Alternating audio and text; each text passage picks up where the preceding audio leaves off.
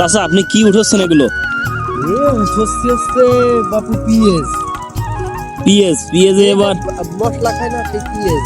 ও তাই নাকি? তা পিএস এবার কেমন হয়েছে আপনার ফলন?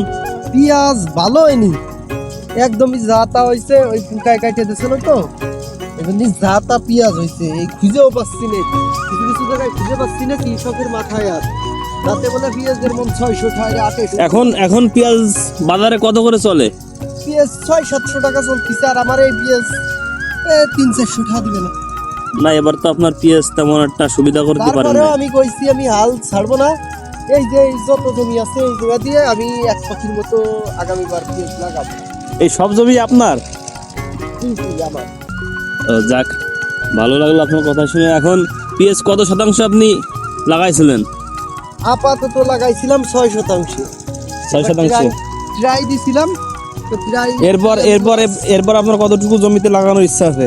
এরপরে আমার 90% লাগানোর একটা ইচ্ছা আছে বাবা। যাক যাক, আল্লাহ আপনার ইচ্ছা পূরণ করুক এবং আপনাকে ভালো ফলন দান করুক।